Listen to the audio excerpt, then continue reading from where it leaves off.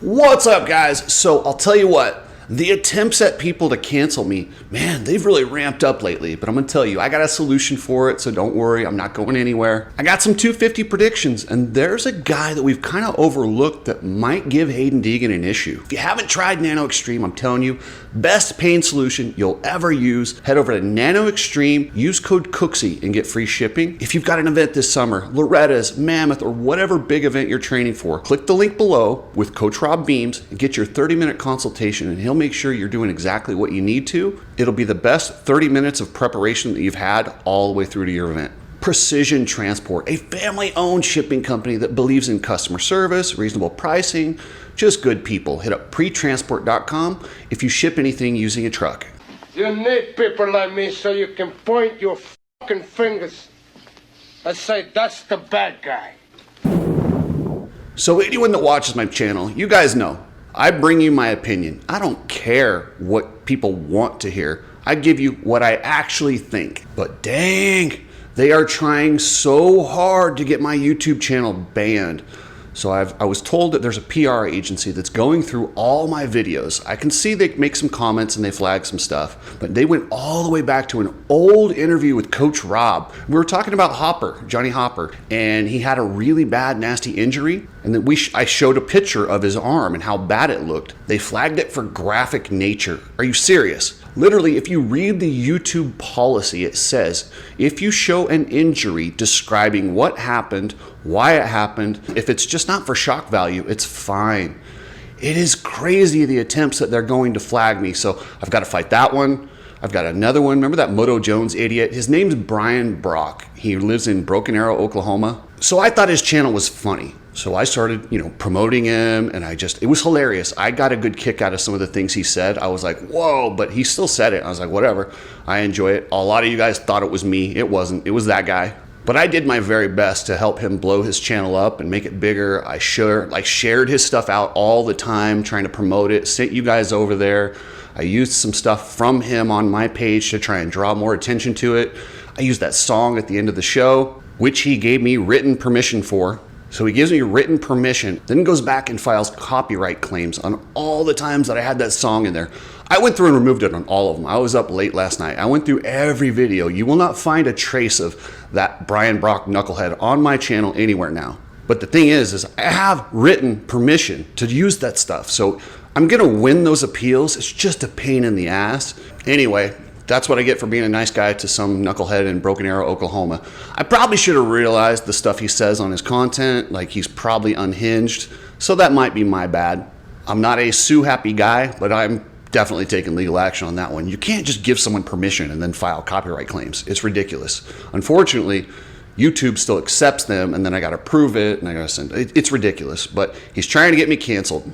But it reminded me how important it is to get that backup channel. If I ever disappear from here, I will not be silenced. They're not going to get rid of me. You can go over to Make Motocross Great Again, and if I get shut down here, I'll just move right over there. And I'm going to start posting a lot of my stuff over there too, so hopefully you can go over there, subscribe to that one, and like that one. But you can love me, you can hate me, but I have worked my ass off. It would be a couple hours, but if I told you all the things that I've had to deal with from working in the industry to get to where I am now, where I can say what I want, it's insane. You'd be like, even if somebody told me that stuff had happened to them, I'd be like, there's no way, that's crazy. That nobody would do all that over this motocross sport that we have and the tyrants that run it. It's batshit crazy. One day I'm gonna have to drop all the dirty tricks they've done to keep the narrative the way they want it. Man, and I'm not gonna lie, I kind of laugh this week when I have these people. So I didn't post the Jett Lawrence video.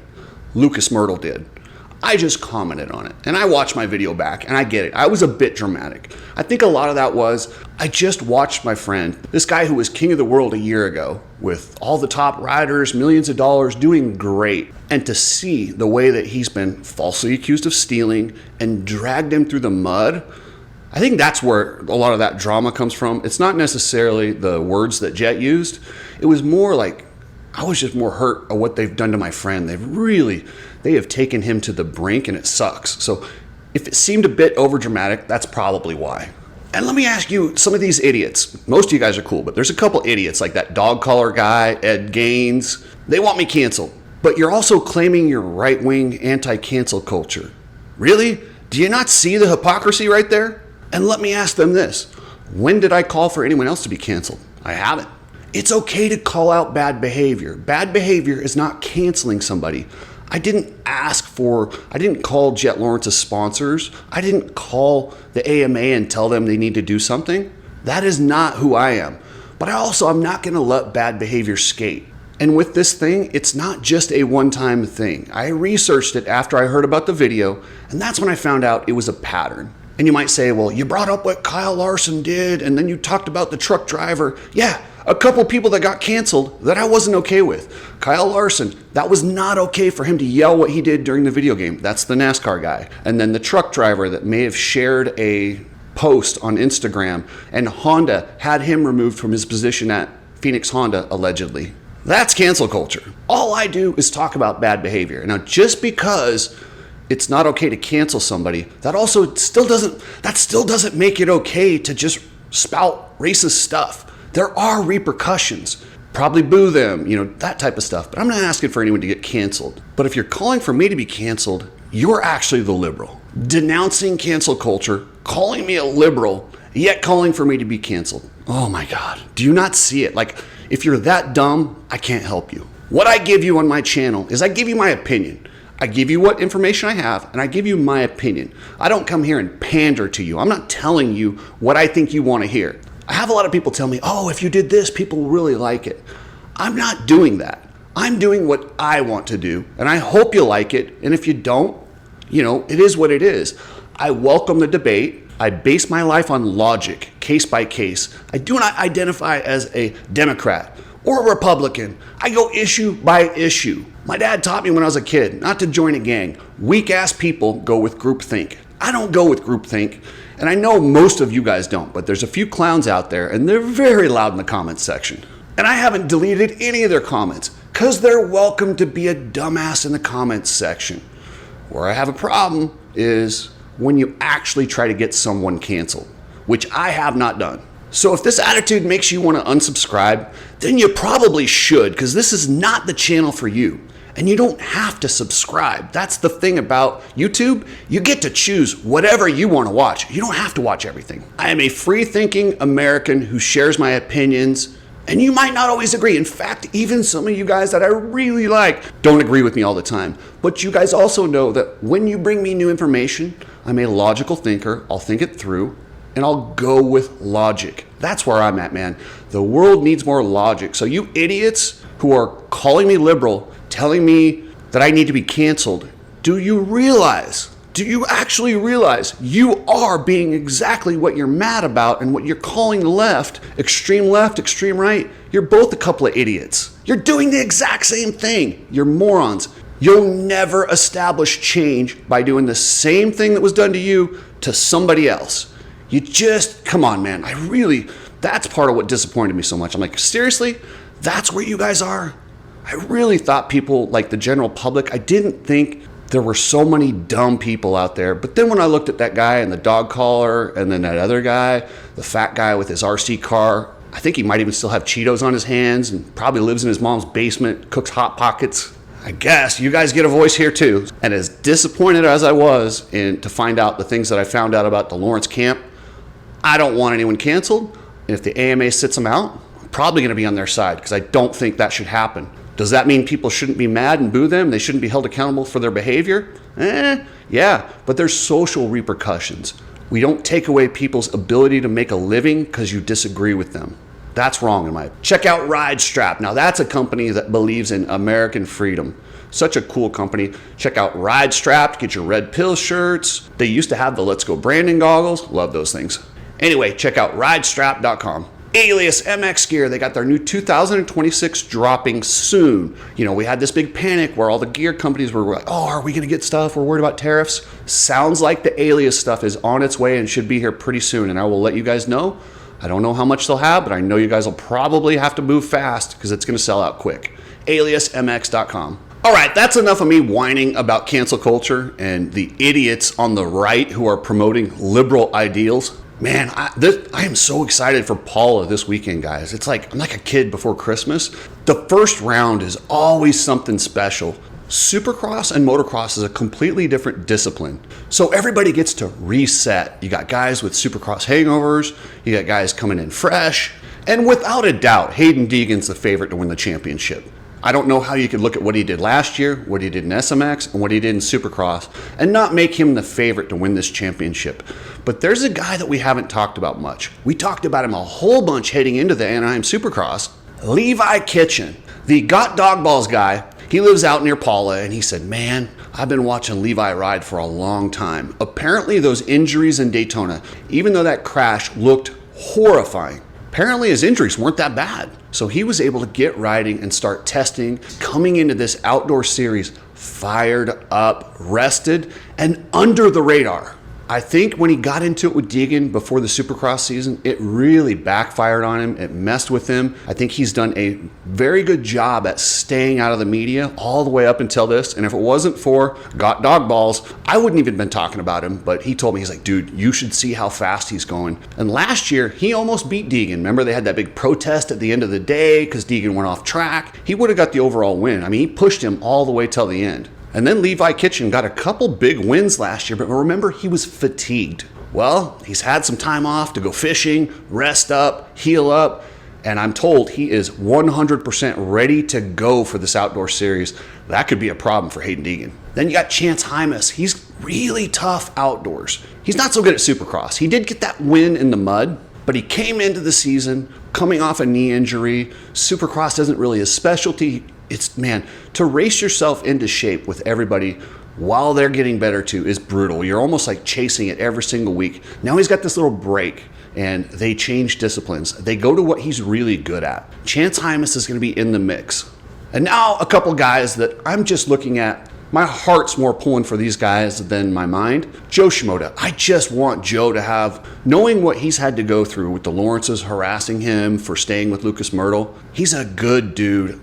I've heard he's going to go to Pro Circuit Kawasaki next year. And I'll tell you what, it's probably going to be an uncomfortable summer in that semi with the Lawrence brothers and Hymas. And knowing that Joe stood up for what he thought was right, and they're going to be, it's just going to be uncomfortable. So I would love for him to go out there and win and get all the attention from Honda and be the guy that they're trying to help get on top. Man, that would be a great way to go out for Joe and leave the Honda team and get over to Pro Circuit with that #1 plate. That is my dream season, and I really hope it happens. It's very unlikely, but dang, I would love to see it. Now, I talked about this guy last week, Dylan Schwartz, on that Bar X Yamaha. I didn't think much of him, but I saw him last week at that money race at Glen Helen. He looks good on that Yamaha, and then it reminded me how many good outdoor finishes he had on the Suzuki. And the bike he's riding now is so much better than that Suzuki. I know the guys at Bar X did a heck of a job with that Suzuki, but the platform they're starting with right now is so much better. And Dylan Schwartz, that thing looked hooked up. He looked fast. He's in shape. I don't know if he's going to get in the top 3, but I could see him breaking the top 5 on occasion and just being a real pain in the butt of those. Like, the factory guys are going to get tired of seeing Dylan Schwartz.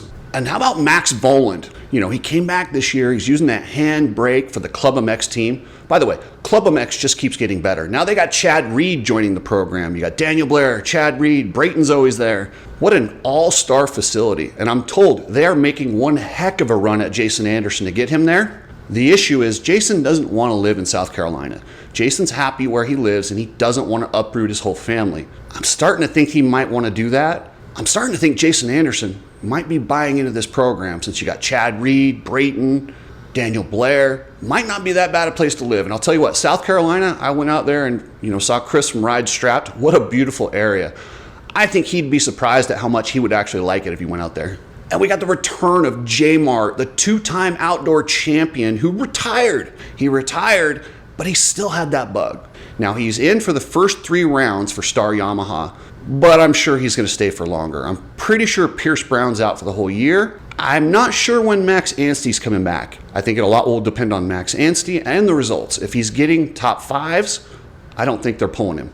If he's like 15th, 16th, 17th, they might pull him after 3. I think if he's inside the top 10 in points after 3 rounds, you're going to see him continue. And if he's outside the top 10, I don't know. And I think it's going to be tough for Max Anstey. I mean, he broke the leg in Supercross, so you can't do a lot of cardio training. So coming into outdoors off of a leg injury, that's tough. 2 30-minute plus 2 lap motos. We're talking 35 minutes twice with an hour break. If you haven't got that base cardio, it's really hard to race yourself into shape, but I think what he wants to do is just get as many points as he can and go for that SMX title, that 3-race battle at the end of the year. And we've heard Julien Beaumer making huge improvements in outdoors. He made huge improvements in Supercross. How high? What's the ceiling for him in outdoors? Can he become a contender? I'm not sure. You know I love Julien Beaumer, and he has so much talent. But when I've always said that, I've kind of more looked at Supercross instead of outdoor motocross. But you forget, he started this whole thing a little bit later than these other guys. So his skills, they tend to develop a little faster. So he might be able to make that jump in outdoors to become a consistent podium guy and maybe get a win or two. Then you got the big man, Garrett Marchbanks out there. Him and his teammate, Drew Adams. A couple of big dudes out there on 250s. I don't know where both those guys can ride the wheels off those things, but they're big dudes, and on a 250, that's kind of tough. Marchbanks is going to have some good motos. I think you're going to see him up inside the top 5 consistently, in the top 10 almost all the time. Drew Adams, I think you're going to see flashes, but I don't know if he's going to be there week in and week out. I saw Ryder D's back racing. Ryder D had that bad crash in Supercross and hurt his internals. So it looks like he's back riding and should be at Paula. He raced the Glen Helen money race and looked pretty good. He's still racing himself back into shape. I think he could get inside the top 10, and I think a top 10 is good for Ryder D at this point in his recovery. Casey Cochran, who was also injured, from a bike malfunction earlier before the Supercross season, and his was bad. It was a hip injury that could have cost him his career. But it looks like he's back riding. I haven't confirmed exactly when he's coming back to racing. I hope he just makes sure that he's good to go, but he's got to do something. His contract's up this year, and I don't think that GasGas team's going to be there, so he really has to go out and show something. Man, it's a bad situation for Casey Cochran. He's injured, but he has to do something or he doesn't get a job. But it wasn't even his fault that he got hurt. The bike broke. Then you got Michael Mosman, who on any given day can run top 3 or 15th. Seth Hamaker, who's extremely fast, but he hasn't had the endurance in years past.